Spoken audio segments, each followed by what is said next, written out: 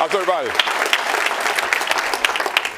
Well, isn't this a wonderful looking audience? All right. Well, hey, thank you for coming here. We are very excited to have two wonderful guests. So I'm going to just invite them immediately to the stage, and I'll introduce our moderator, and then we'll get right to the show. So let's invite in President Michael Sorrell and Mellody Hobson. Come on in, Mellody.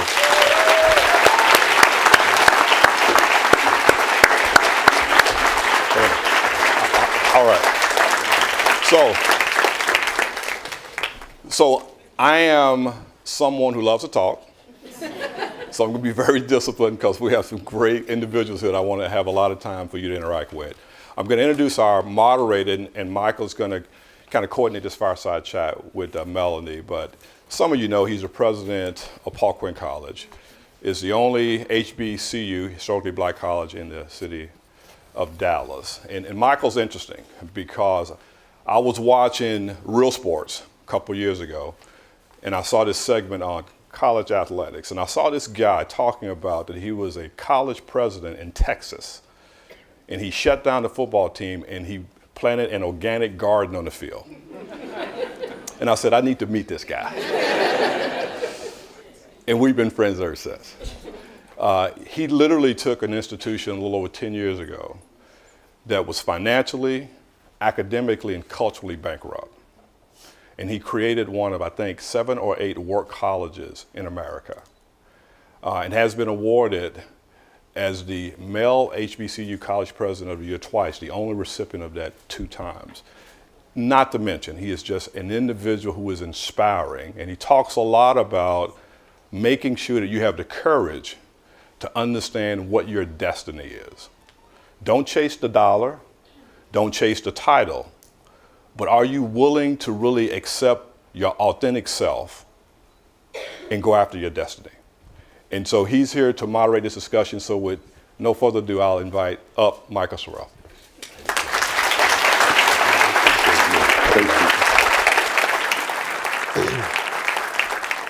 So good afternoon.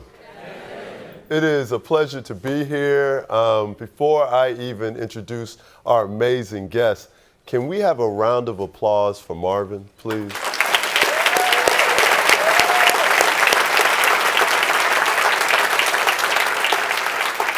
You know, I've lived in Dallas now almost 25 years, and I have known JCPenney. I mean, how can you not know JCPenney? But JCPenney has a different swagger to it now. And it is exciting, it is wonderful to see, and I just want you to know, because you all are out here doing the work every day and working hard, and sometimes you don't know what people say about you. And you know, we tend to learn what people say about us when they're not saying nice things, right? But you should know what people are saying about you and saying about Marvin now, and it is all good, right? There's a lot of love, there's a lot of faith. There's a lot of energy behind the company, and it's just exciting to watch. So I just want to say thank you. As someone who has students working in your stores and working side by side with you, thank you for the example you are setting for them, and thank you for all the wonderful things you do for this community. So give yourselves a hand.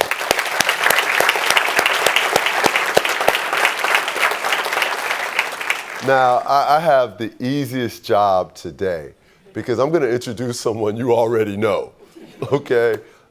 This is the amazing Mellody Hobson, and there's so many different things that we can talk about. Some of you might know her because you see her on CBS Morning Show. Can we give a round of applause for those who know her from there? Some of you may know her because for years you have seen her on the pages of Black Enterprise, which is, you know, and you would not know this, but I used to open up Black Enterprise and I'd always see Mellody, and we share a common bond in that we're both from Chicago and we're both graduates of the same high school. Can we get the Chicago crowd a hand? All right. But we're both graduates of the same high school, and so I would open up Black Enterprise and I would see Mellody's picture and I was like, I'm such a loser, right? You know, so some of us know her from that. You may know her because of the amazing positive example she sets as one of the few black women in the country that sits on corporate boards. She sits on Estee Lauder, and she also sits on Starbucks. All right, so let's give her a hand for that. You may know her as the president and CEO of Ariel Investments firm. There's no shortage of ways in which she would have come into your orbit. But the best part of all of these is that she's here today with us, right? Let's give her a hand. Oh, wait. I forgot because as a married man, I always want to make sure I acknowledge married people, right? Some of you may know her because she married this guy named George who makes movies, okay? So, you know, on weekends in San Francisco, she might be known as Mrs. Lucas, right? But we are just thrilled to have her here, so please join me in making her feel welcome and letting her know how thrilled JCPenney is to have her today.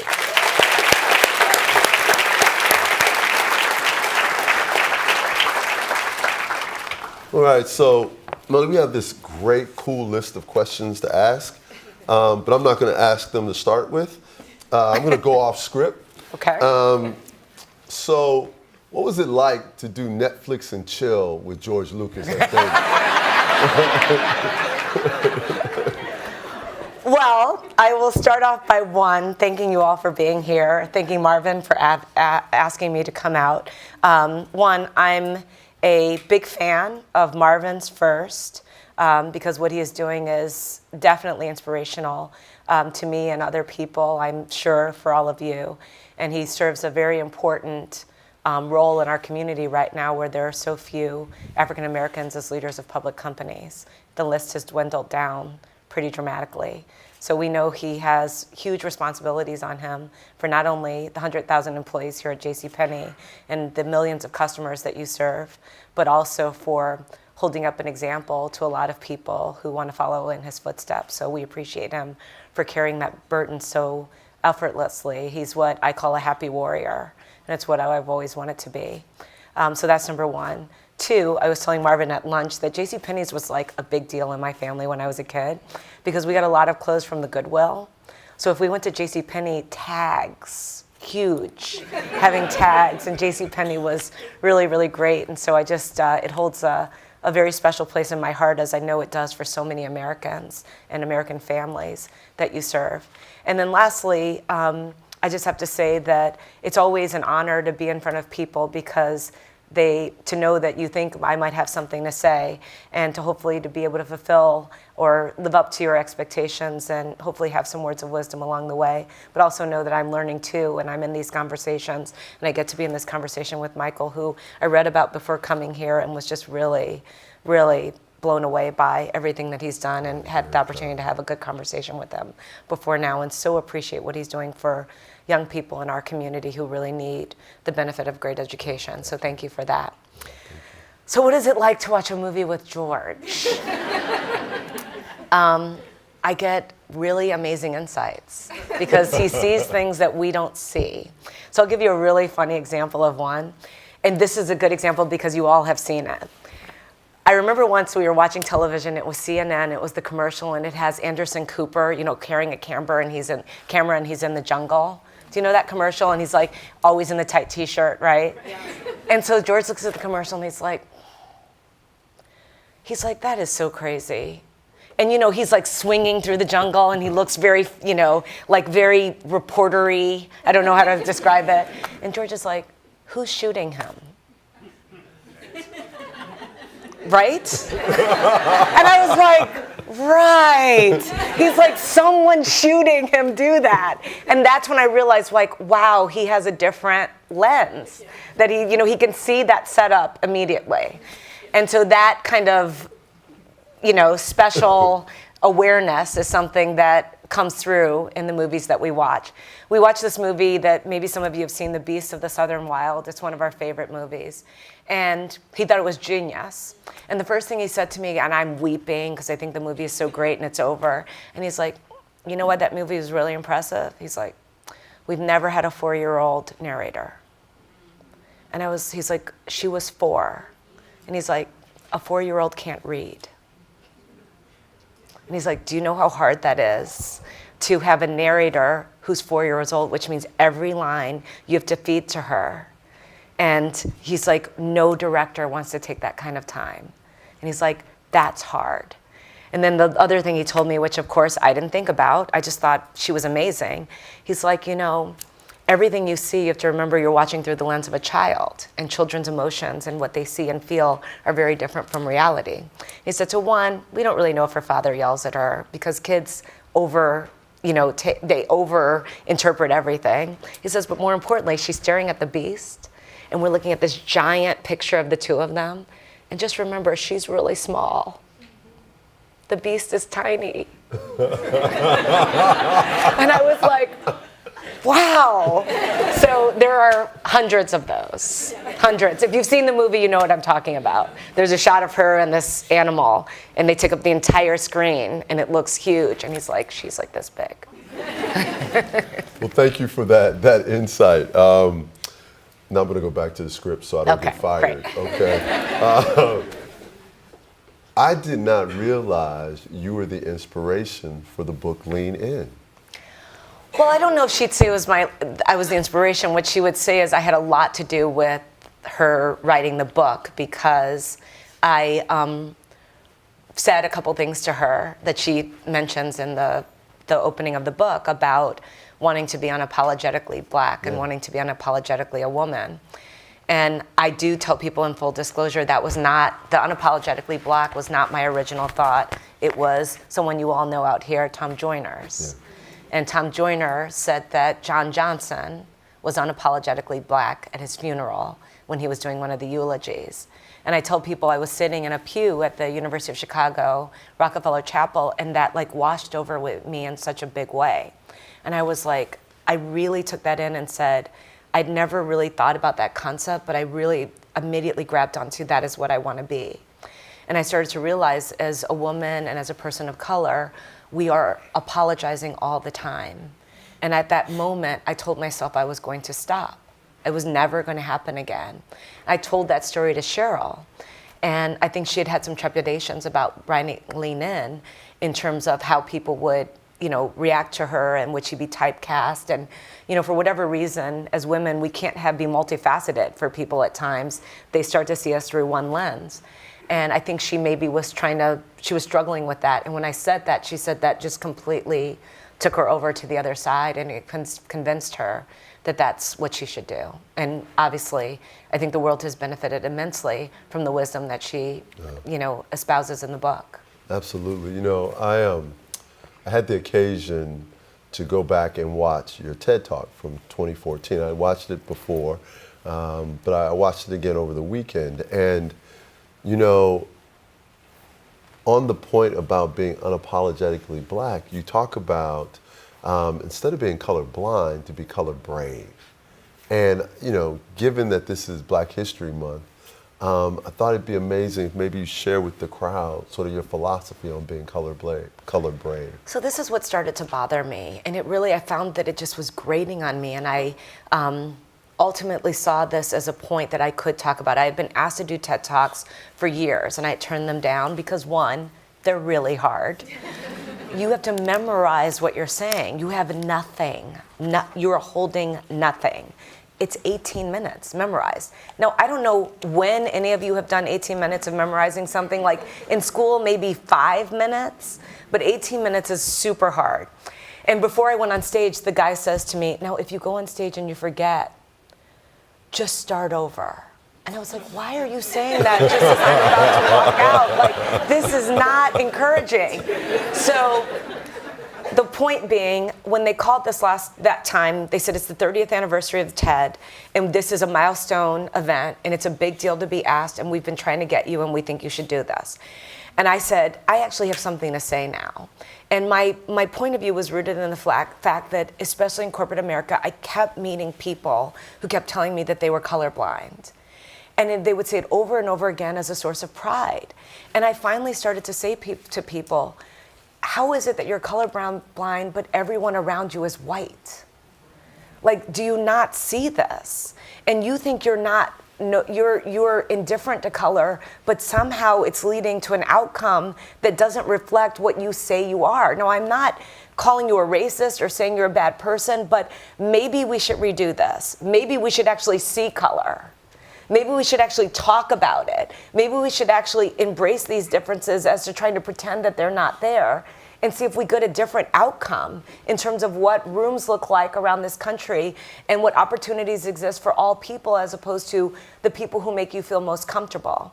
And so I pushed this idea of being color brave because I've been talking a lot about being brave as well. And really hoping that people would see that if you actually are willing to go out on this limb and then have this conversation about race, embrace these differences, see them, that it's better for all of society. I think it leads to a more tolerant society. I think we would have less terrorism. I think there'd be a whole host of things that would change, but that you must make an active choice to do it. And so one of the things about my speech is I said, I don't want to admire the problem. I want to give solutions. At Ariel, we have a saying, we've admired these problems long enough. What are you going to do? And so I tried to be very concrete about what you could do. And I said, I want you to look at the world that you live in. I want you to look around you. And I want you to invite people in your world who don't look like you, who don't think like you, who don't come from where you come from, who don't share your religious point of view. You're going to actively seek those people out and invite them into your world and see what can you learn from them. That might be extending yourself to someone who's completely different for you for lunch. It might be, as I said, if you're sitting in a PTA meeting and everyone looks like you, saying something is wrong here. And it led me to really have this point of view that that was going to be the only way that we would move society forward. And I give the example, not in my TED Talk, but in other talks about the fact that I had a friend who was the editor of one of the big city newspapers, and he had a special edition written for the 150th anniversary of this city.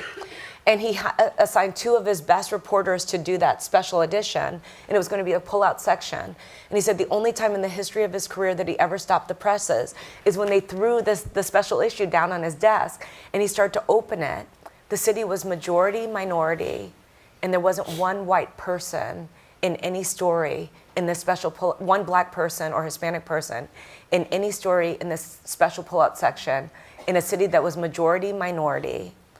And he said he realized very quickly these were 2 of the best reporters at the paper, but the lens through which they saw the world was very specific. And so he started to ask a question that I love and I think becomes a call to action: is everyone in the room? And so when he sits in a room, he says, is everyone in the room? And I furthered that example in my talk by saying, if I showed you the board of ExxonMobil and every single person on the board was black, you would say, what is up with that?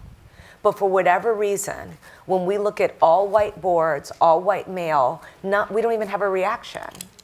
We're sensitized to it, and it doesn't seem odd to us.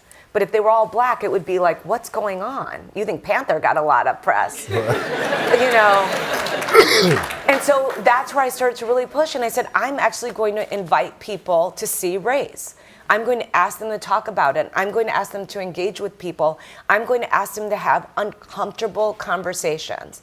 And I'm going to say what I believe is true, which is most people who look like me know more about white people than they know about us. We know more because we have to. And so we need to do a better job of sharing some of our unique examples. And I'd given that in the TED Talk. You know, I make all these jokes that, like, you know, black people use lotion and washcloths, and we don't eat stuffing out of a bag on Thanksgiving. And I mean, you all know, the black people in this room know. We for years had Crisco cans on our stove. I thought it was mandatory. 2 different cans, though. Right, that's right. One for fish grease That's and one right. for... That's right. Two different cans. And my husband doesn't know any of those things. Now he does, but to this day, I'm like, you need a washcloth. That's why your skin is so dry. And to this day, I'm like, you know, you're ashy, but white. And he told me in his entire life he had never used lotion on his skin, ever. And I was like, man, woman, child, we don't leave the house without it. That is, like, required. I mean, my mother told me it was a sign of bad parenting if I didn't have lotion with me at all times. Because you could, of course, be hit by a car. And embarrass her. Right. And embarrass her. That's exactly right. No. But I do this facetiously and somewhat joking, but it is a way of saying, whenever I've said these things to my friends, which I've done so many times, and they're like, what are you talking about? I was like, I went to college at Princeton, and I did not know that people just used a bar of soap against their skin until I went to college. And I literally called my mom. I'm like, Mom, they're not clean. They are not clean. They don't use washcloths. And my roommates were like, what are you talking about? I didn't know. I mean, Didn't know. you know, the funny part about that is, like, I think back to when, Right. right. You know, when you know, because as an athlete, you know, you get in the locker room and you're like, where's your washcloth? And my white teammates would be like, man, we don't use washcloths. I was like, y'all are nasty on a level that I can't even relate to right now, right? Obviously, there are different ways. We learn to be tolerant of those. But it was, you know, these are, they are cultural differences.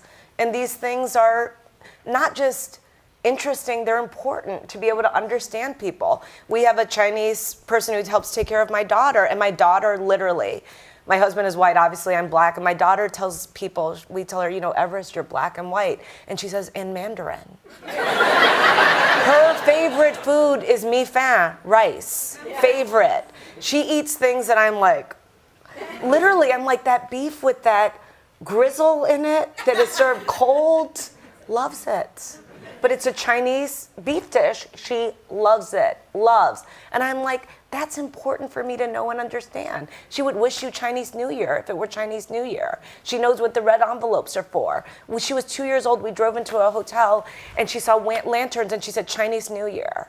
That to me is a gift. I think that's a great thing. You know, it's interesting. We, Paul Quinn is a historically black college, but 23% of our students are Latinos. And so we have, you know, these interesting cultural mashups where It must be so great. Oh, and it's fantastic. Right now, you know, as it's gotten larger, it's interesting to see how the dynamics change. But it allows you to talk about race very differently when everyone in the room realizes they're on the same team. Yeah. Right? And that's so important.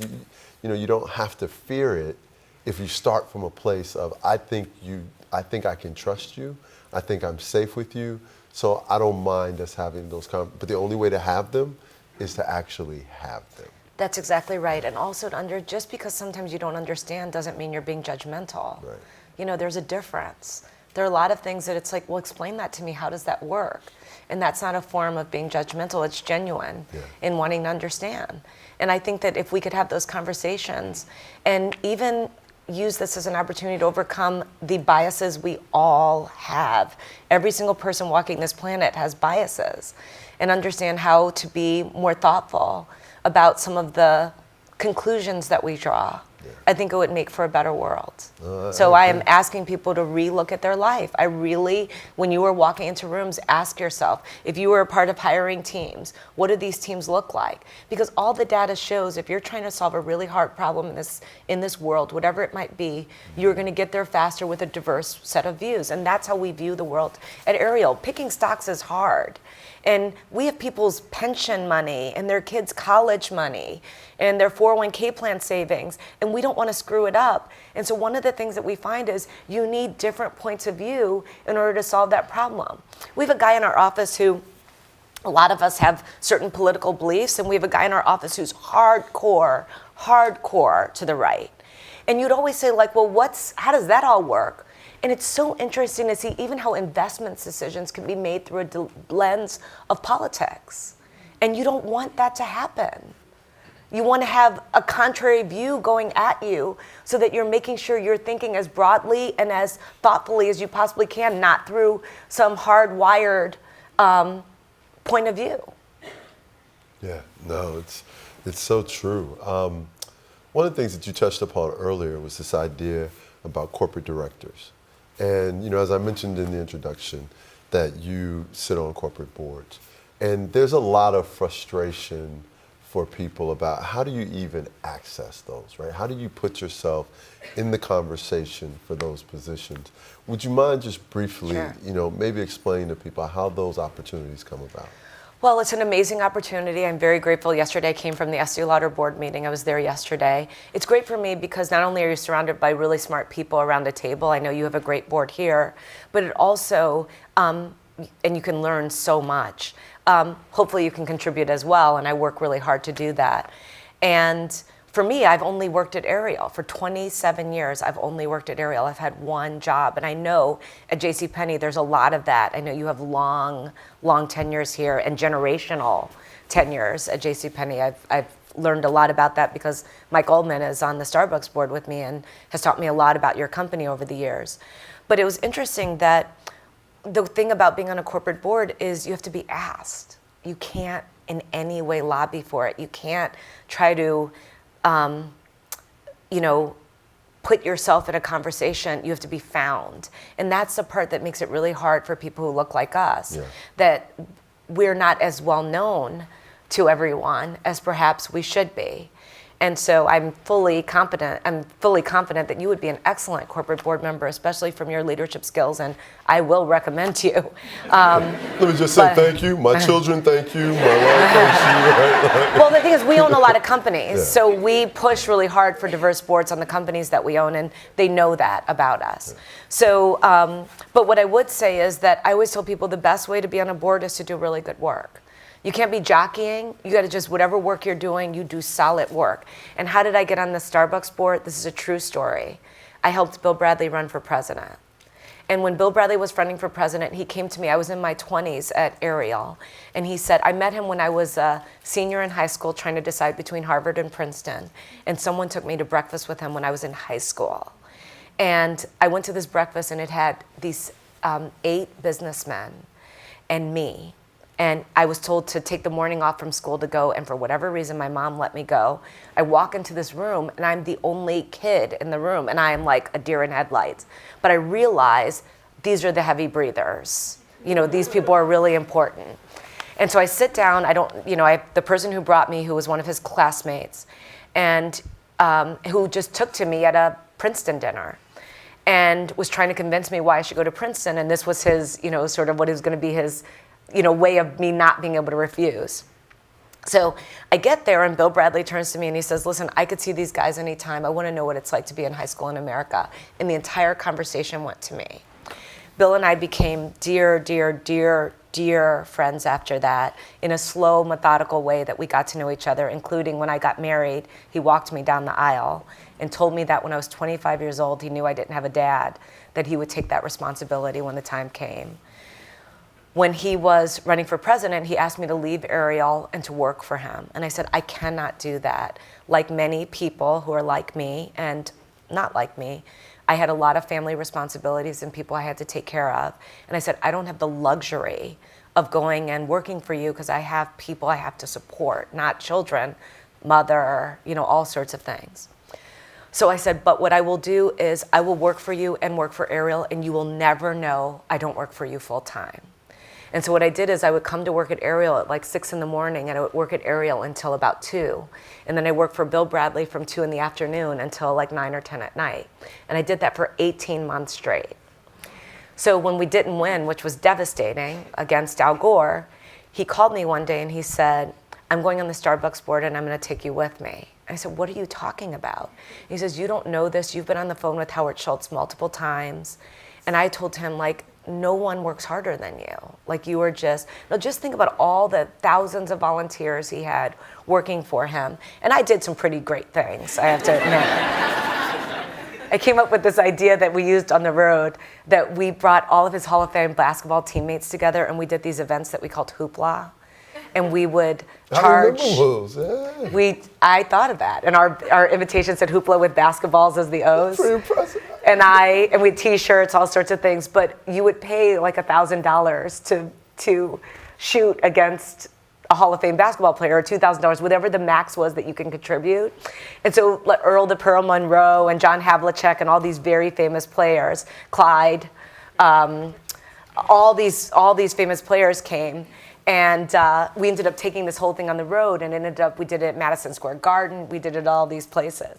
It was hilarious because the guys in my office, as an aside, were all, these huge basketball fans, and literally they would call the office, and the receptionist would say, Mellody, I have Earl Monroe on the phone, and they're like, what? You don't even appreciate who these guys are. It is so wrong that they're calling you and friends with you.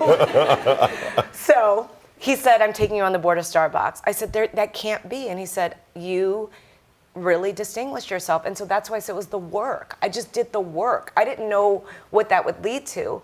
And then Howard Schultz called me and said, Bill's really high on you. Maybe we could have lunch. And I had lunch with him, and I was really young. I was probably 30 years old.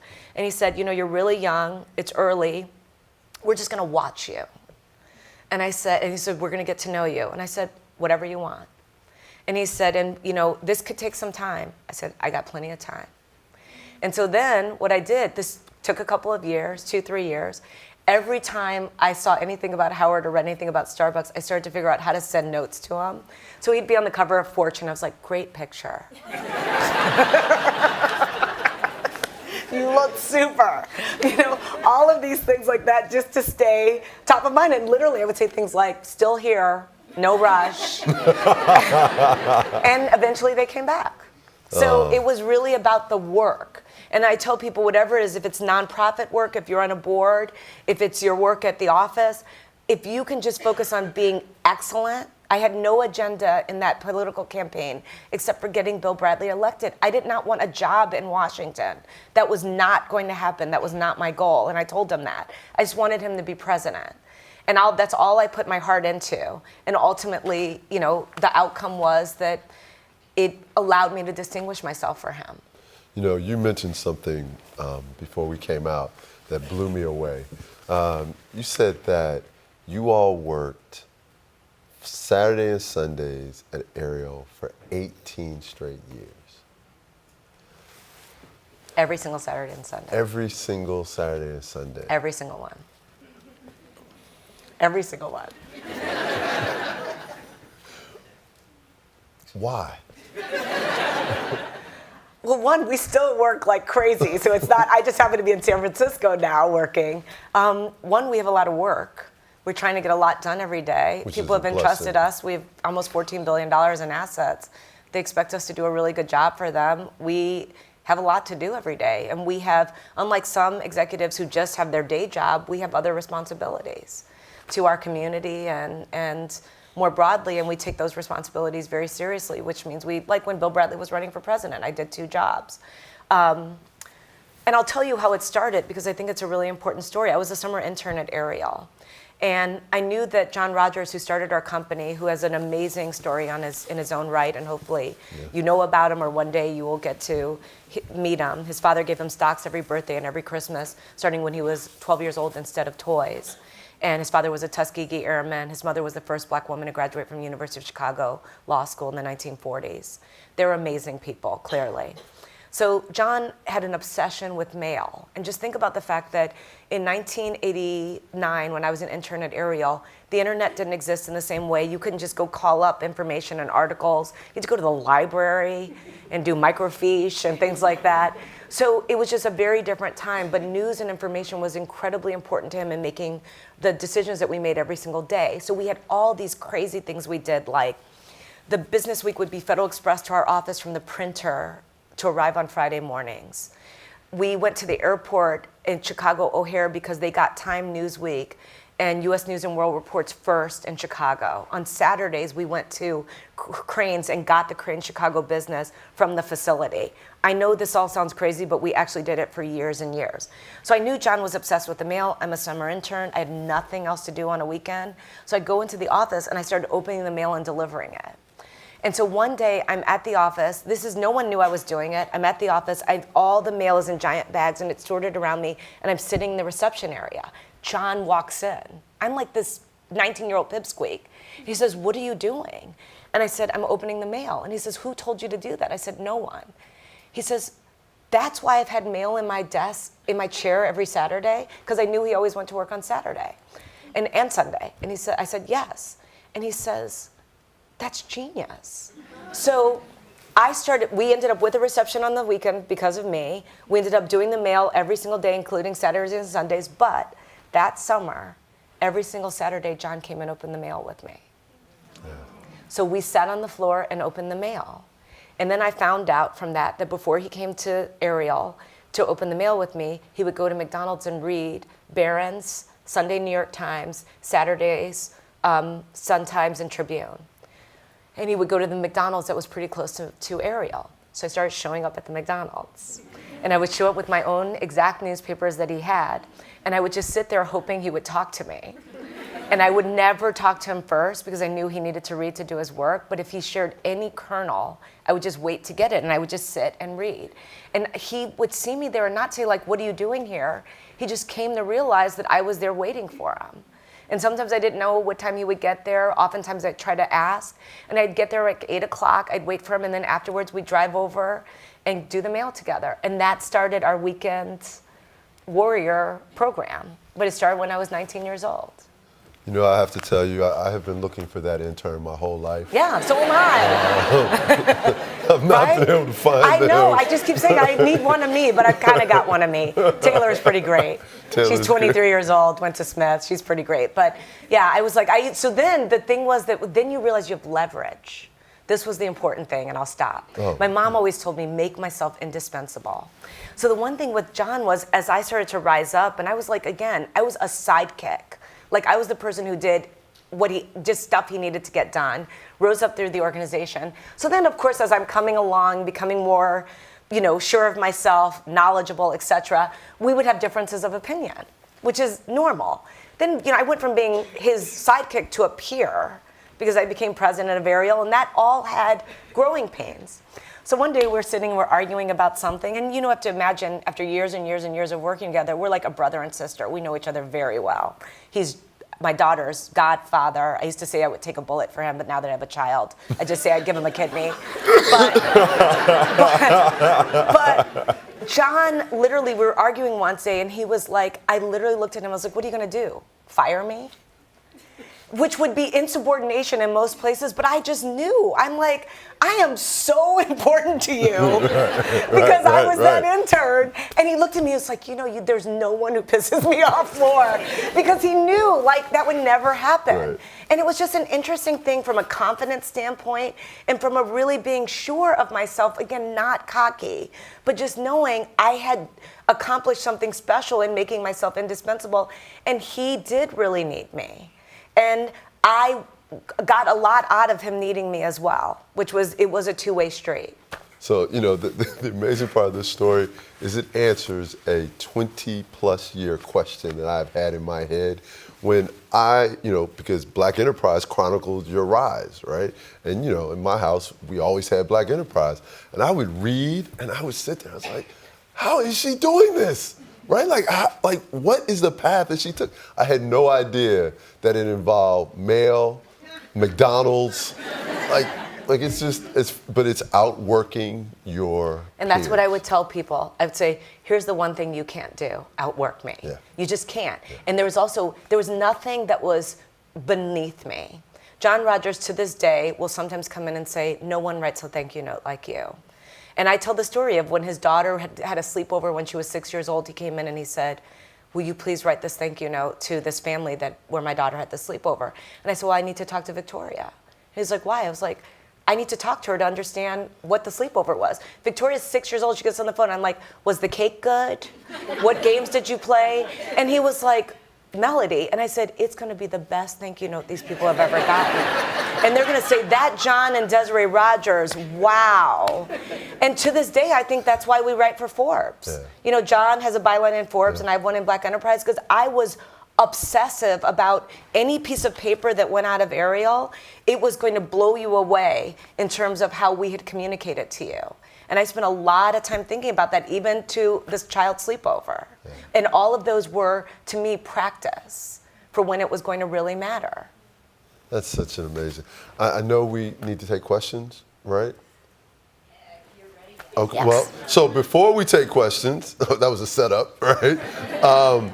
There's some quick questions that I want to ask just to get your feedback on, and I think folks would be fascinated by this. What's your favorite book? Wow, I have a lot, but I think my favorite book is the actual first book I ever read as a child. It took me a long time to read. I was in second grade, which I know there are the people who's Sam Jackson says he read it too. Okay. Right. He did. He said he read when he was 2 years old. I believe him because he's really smart, but that wasn't me. I was in second grade and they gave me Charlotte's Web. And so that's to me, it was the first time I read a big book. And so that still sticks with me as being my favorite. All right, so Charlotte's E.B. Web, White. favorite movie? I know this is a loaded question. Wow. Right? Loaded question. We won't tell. Right? We won't tell. There are so many. I can't even go there. We were actually, the one that like pops to mind right now, I don't know if you've seen it, my husband knows I love this movie, and he like is literally like, we know you love this movie. I love that movie, Cinema Paradiso. No, I haven't seen it. Oh my God, it's so good. It's subtitled Italian, about a little boy in a film, working in a theater. Has anyone seen it? It's so good. It's so good. But there are so many. I just want to point out that I didn't see any guys raise their hands for that movie. Right? Cinema Paradiso is an amazing movie. I can get some brownie points from my wife on that one. But there are so many movies I love. I honestly think Mahogany is one of my favorite movies of all time. Literally to this day, I cried like a child when I met Diana Ross, because I was like, literally, success doesn't mean anything if you don't have anyone to share it with. Do you know where you're going? Billy December Williams, which is why I love Lando, right? And Billy D. So, there are so many. Theme from Mahogany is a big one. There's so many. Because I thought of Diana Ross as like that aspirational, she was in this poor community and she got to the highest level. And there was so much there that I thought, in the actual song, do you know where you're going to? Do you like the things that life is showing you? Yeah, I love that song. Yeah. You're taking me back to my childhood. But there are a lot of movies. And I love, I've told George this, the first movie I ever saw in a theater was Star Wars. Is that crazy? That is a great dating line, though. That is. Right? But this you know is what my first said, movie was Star Wars. This is the weird thing. I literally were at dinner. It was like the first date. We're in Chicago. And I was like, after 17 people had come up to the table. And I was like, Star Wars was really big, wasn't it? And he looks at me and he's like, yeah. Yeah. And I said, I think it was the first movie I ever saw in a theater. I said, I either saw Close Encounters of the Third Kind or Star Wars. One of those two movies was the first movie I ever saw. And he looks at me and he goes, you're right. And I said, well, how do you know? He said, they came out the same year. And he's like, you saw one of those. And I said, I really think Star Wars was the first movie I ever saw. And it wasn't like now where you go to the theater all the time. Yeah. And going to the theater was a big deal. We shared one drink. Yeah. You know what I mean? You had the straw and you argued with whoever went with you. You took too big a sip. You all know what I'm talking about. You know there are like 5 straws, as if the backwash wasn't going back in. All right, favorite song to dance to? I Will Survive. That is like my mantra. And when I'm really struggling, I go on the treadmill with that. And I'm like, as long as I know how to love, I know I will be alive. Got all my life to live. Favorite quote? So many. My mother always said, and this is what I do think would be on a tombstone, be the labor great or small, do it well or not at all. She was like, if you are a janitor, kill it. Whatever it is, don't half-assed. And as my husband likes to say to people, she does not like half-assed, she likes whole-assed. I like whole-assed. I know I shouldn't swear, sorry about that. I know it's pretty funny. It shows how his mind works, right? I was like, that's pretty genius. All right, last one before we open it up for the crowd. A fun fact that people would be surprised to find out about. I hate showers. I only take baths. Oh, I'm glad you clarified that. It's one of these things, I hate showers. I hate that beginning cold feeling when you first get in. I hate that. So I really hate showers. I do not like showers. I take a bath every day, which I know is not good for the environment, but I really hate showers. I don't know where there's a better place to stop. So we have our first question. But first of all, can we give Mellody a really big hand?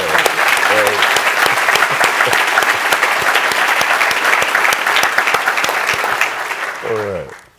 Well, thank you both for coming to take time out of your busy schedules to talk to us today. I'm DeQuad Binder. I've been here for Pennies for about a year now. So as a young black man, I often find myself living in a double consciousness, trying to put my best professional foot forward, but also knowing that there's an overwhelming perception of how colored people are received in this world. So my question for you is, how have you worked to build your confidence in how you are perceived in your professional world? The one thing I tell people has been the thing that has given me the most confidence of anything I've ever done is showing up prepared. Preparation gives you a lot of confidence. If you know your stuff, I think that can really give you courage in some of those moments that are tough. Just by virtue of being brown, we all have them. So, just know that I've had, as one of my friends said to me once, Mellody, how long have you been black? It's like we know what that is all about. I know I can think of 1,000 examples that you have experienced because I've experienced them too. And as I said, the thing that helps me a lot is to walk in a room knowing my stuff, having prepared. The one thing I will tell you, sometimes if I'm on television, if I'm a little bit off in knowing something, my voice will quiver ever so slightly. It's like a tell. And I have to tell myself, your voice is quivering. And I have realized my voice only quivers if I'm unsure. And so I don't ever like that to happen. I like to have thought through all the ways the questions could go so that I'm prepared no matter what. But sometimes something just comes out of left field. But preparation for me is what has helped me through those moments. And people can't argue with preparation. The thing is they know when you're on your A game.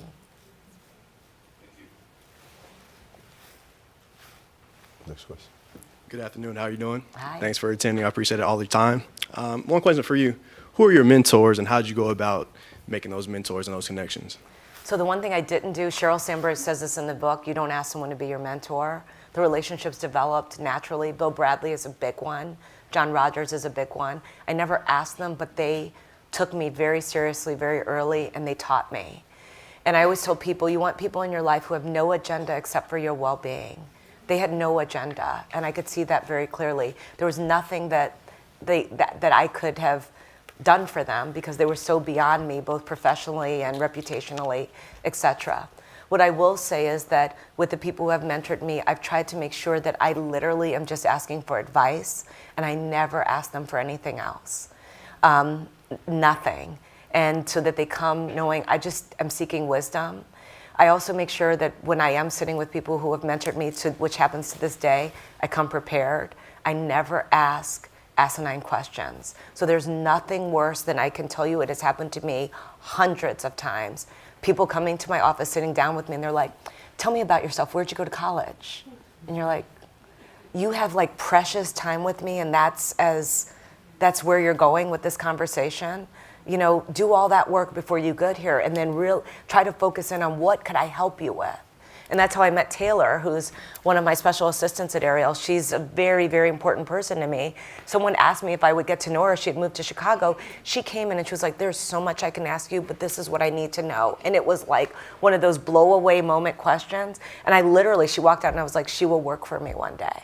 And I could tell she had thought about it. She had thought about how to use the time effectively. And then she asked me something that I could actually really add value to her for her life. So when you find these people, also don't assume a mentor is got a big title and makes a lot of money. They come in all shapes and sizes. I have been mentored by people you would never, ever imagine. Drivers, doormen. I mean, you name it. I've had the receptionist at the front desk school me on how to treat people. So, they come. You just have to be willing to accept it. And the one thing I will underscore, the last thing, is that no one is entitled to feedback. You are not entitled to it. So when you get it, be grateful. Because it's so much easier for people not to tell you what they think. And if they give you feedback, understand how hard it is, especially if they're giving you some feedback that's not that pleasant. I tell people, Bill Bradley told me very early in my career, he's like, Mellody, you could suck the life out of a room. You have so much energy. And you could be a ball hog. Share the ball. And it was not anything that I had said or done. He saw.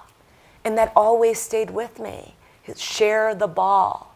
So I spend a lot of times when I meet with people because I recognize I could hijack the conversation really fast. We just did it. I may have read already, but I'll ask a lot. Tell me about this. Tell me about that. Because People like to talk about themselves.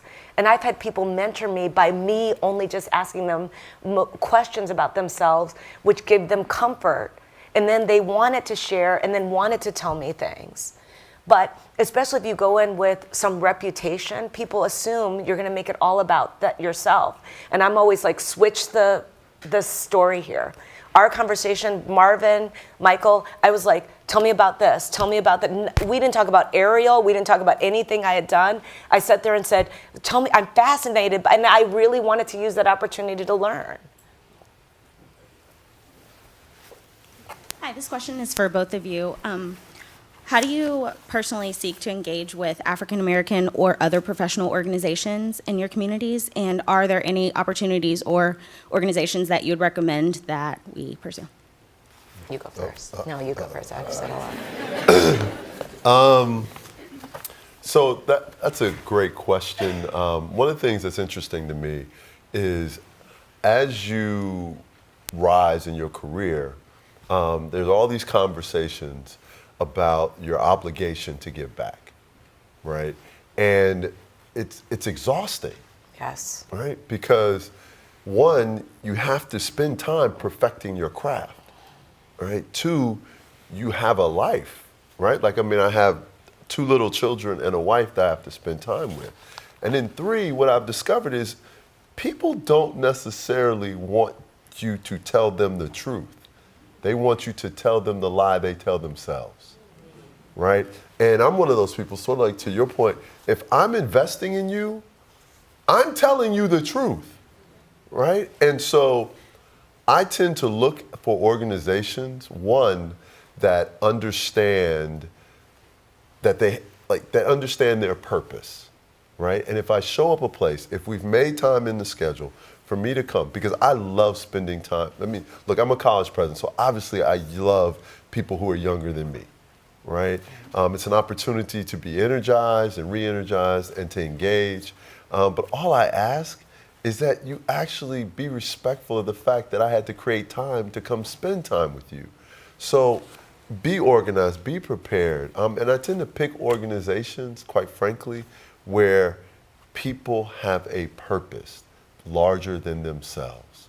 Do not call me and all you really want to know is how can I put you down, right? To show me that you care about something, like you have a purpose in the community. Are you raising money for kids? Are you doing something for someone other than yourself? That tends to be how I make my decisions on who to invest in. I have had to be more thoughtful about this in recent years because I have a lot of requests now. And so my husband said something to me when we got married, which was, don't spit in the ocean. If you want to make a difference, do it at scale. And the example that I give people is that when we first started dating, a person came to me and they said, I've got my son, he went to Yale Film School, he's from Baltimore, rough side of the tracks, this, that, and the other.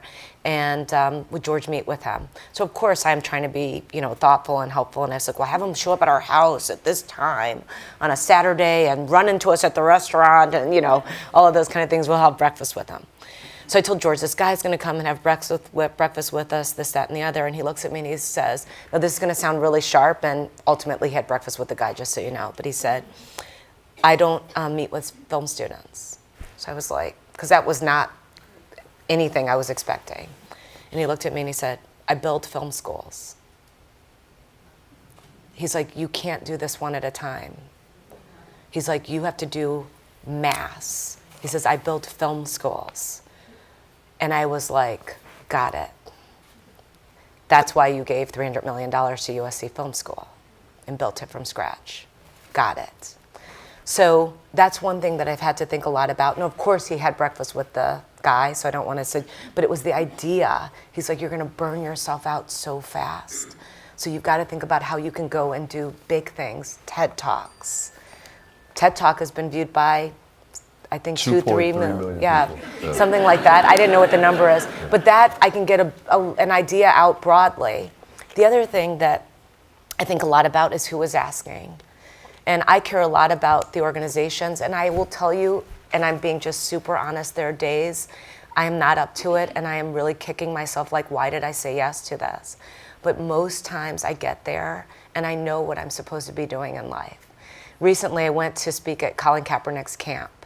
And this was a really interesting thing. I gave this speech on Wall Street at the Deal Book Conference. No one expected this, called I'm Waiting for a Corporate Kaepernick. Colin Kaepernick called me, and he was like, I read your speech. I saw that you did. You know, it got picked up in the New York Times, all of these things. It made people in the room very uncomfortable. It was real when I realized that, like, he's like OJ. You know, like black people were rooting for OJ and white people are like, well, I thought he was guilty, but that's a different issue.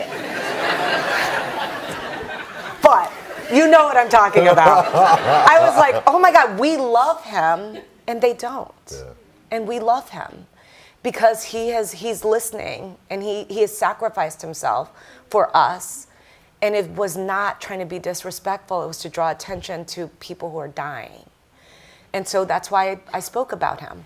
So quick story, he calls, he asked me, of course, can you come speak at my camp? It's in New Orleans. It's on a Saturday. I have this rule that I'm not supposed to leave on Saturdays because I travel during the week and my daughter is 4. But I say yes because I am like, how can I not come through for him when he's sacrificed so much? So I get there. I wake up at 3:45. I take off at 4:45. I think I woke up at 2:45, sorry, because I had to get hair and makeup and all this stuff and speak to these kids. People came overnight to get me ready, help get me ready. I'm on the plane and I am pissed off. I'm literally like, what is wrong with you in my head? You're so tired. Why are you doing this? Why are you, you've done your share, you've done your part. And I get to this room of 500 African American Hispanic kids, girls and boys, and my heart went to such a place of joy. And I was literally tearing up, walking into the room, and I was like, this is where I'm supposed to be. So these kids came up to me afterwards, and they said, we're from Oakland, because I live in San Francisco part-time, and their group was called Hidden Genius, and they're coders, black. And there were 8 of them. And they're like, Miss Mellody, we're just so happy to meet you, and this, that, and the other. And I am literally like, there are all these NFL players on the stage, and they're over standing with me, black boys, 17 years old. They're like, you're someone we just admire, and blah, blah, blah, blah. So I look at them and I say, well, when are you going home? And they said, tomorrow. I said, you want to ride? So these kids are like, what are you talking about? I said, who's your chaperone? I said, I'm going to Oakland tomorrow. You want to go with me? So they are like, what do you mean go with you? And I said, go with me. So these kids get to the plane, and it was like one of the greatest things I've ever experienced. And they are beyond. And it happens to be the day that the Grammys are on, and we have a TV. So I said, well, let's just watch the Grammys. When have I watched Grammys with 17-year-old black kids, right? Which in and of itself was hilarious. Hilarious. They're like, she looks like she just drove there in a minivan. Does she know that she's supposed to be dressed up? I mean, it was hilarious. And they're like, listen, we love Jay-Z, but Kendrick has this. I mean, it was hilarious. So everything from what they ate, like we got chicken fingers and hamburgers and things, but they went for the shrimp. We land, and this kid walks up to me and he says, we always thought it was just celebrities. You're a real person. And I have to tell you, I went back home and I was like, George, these kids were amazing. And I talked about those kids, and I still am talking about them. They're coming out to Skywalker Ranch to go to lunch. And I was like, and I was pissed off about going, and they gave me the gift. So when I think about what to do, I say yes to things I shouldn't say yes to, but generally, I leave knowing I did the right thing.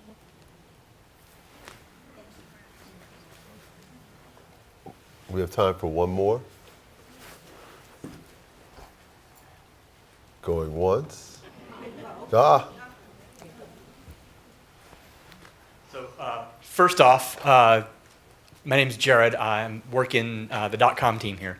And I'd like you to take a message to Kelsey Thompson that tells her that all the kangaroos at JCPenney say hello. She will understand that. Are you an Austin College grad? I am an Austin College grad. And there's a lot of us in the room. So I am too. I'm an honorary graduate of Austin College. Rue Nation. Rue Nation, man. Rue Nation, right? So tell Kelsey we said hello, and I will. Thanks very much.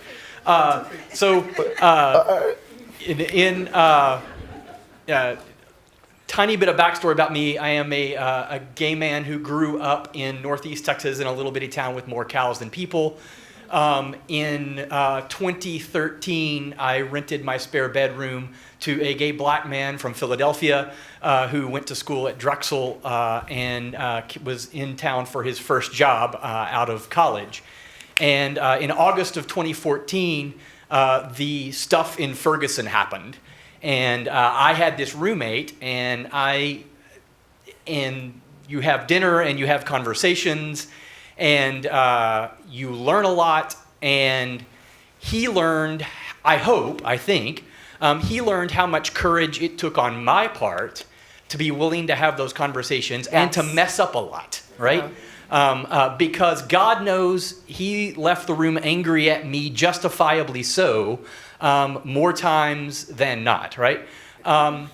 So to your point earlier about that is a drop in the bucket towards solving the problems that we are in. Right. To your point, but it's the only drop in the bucket I have found that works, right? To your earlier point, how do we do that at scale? How do we fill those drops in the buckets at the scale that it requires to make the change that we would like to see? Well, I just always assume that millions and tens of millions and hundreds of millions of drops is an ocean. And so that's the ocean. And so I think that's why I'm saying that everyone's personal responsibility is to step up to those hard conversations, to be comfortable with that which is uncomfortable in order to move your own knowledge forward, to understand, just as you've done, mess up maybe, but you were trying, and I'm sure that meant a lot to him, which brought him back into the room. And maybe you said things that you would have no context to know or to understand, that he had to help you to see, and you had to help him to see as well, because this is not one-sided. People have shifted my point of view about things that I still don't embrace the idea, but at least I understand how they come to believe what they believe. And that exists in my own community as well. I mean, at times, I'm really shocked by my own community's anti-gay rhetoric. I mean, I do not like it. When we funded something at the African American Museum, our condition was that they had to talk about James Baldwin's sexuality. That was our condition. So I think that these things can be two-way. And I think, but the only way we get there is for people to say, I'm going to do that too. I think one of the things that happens is that everyone's trying to George said don't spin in the ocean, but a lot of small things can add up to be something really great. And it all is all about your context. He understood that I was going to have different kind of resources available to me to do some really, really big things, like he did with building USC Film School. And so that's what he was trying to caution me on. You go do those big things. In everyone's individual lives, I can think about my mother not having anywhere near those resources, but the part that she did. I remember we sponsored Cuban immigrants to come to America when then they had that program, and we had 9 of them living with us. And we didn't speak Spanish. And it was I was like, and I was a kid, and it was we already didn't have anything.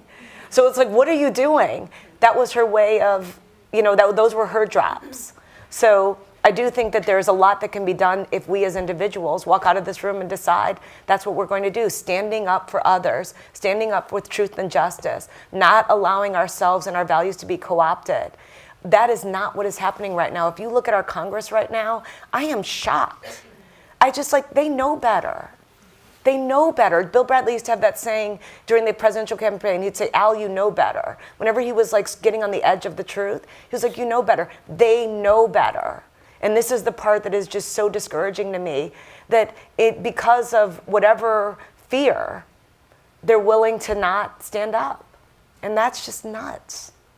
And I'm not saying that's broadly and that's everyone, but there should be a few good men there who will go against the rhetoric. And women. Choose the harder right over the easier wrong. Yeah. So thank you for having those conversations. It's exactly what I'm talking about. Well, this has been a blast. Thank you. I think we've got some folks coming up to, I think that because they're coming up right now.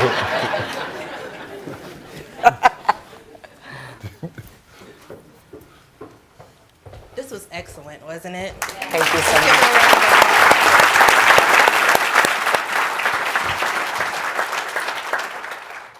thank you guys for coming today. I'm Tavana Curtis, the chair of Mosaic African American Business Resource Team. I'm Shannon Turner, the co-chair. And we, thank you. We would like to thank our associates and our external guests for joining us today. This was an excellent event, and we are glad that you made the time to come. And to Mellody, thank you so much for taking time out of your busy schedule and sharing with us your wisdom and your candor. You are an inspiration to me and to so many of us in the room. And to President Sorrell, thank you for being, this is the second time that you've shared with us for our Black History Month program, so we appreciate you coming to moderate with us as well. Thank you. Thank you so much for having me. Thank you. We would also give a shout out to our Mosaic African American Resource Team, the volunteers, those that are on our steering committee. This is our last event of our great Black History Month celebration. Last week we had over 50 students come at a career expo, and they learned about careers at JCPenney, and our key leaders spoke to them as well. We'd also be remiss if we didn't acknowledge Mike Amend, who's our executive sponsor for Mosaic. So let's give him a hand, as well as Michelle.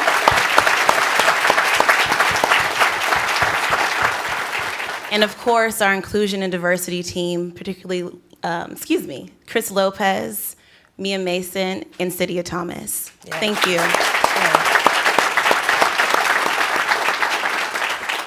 And before we close, we would like to present you all with a token of our appreciation for saying yes to join us today.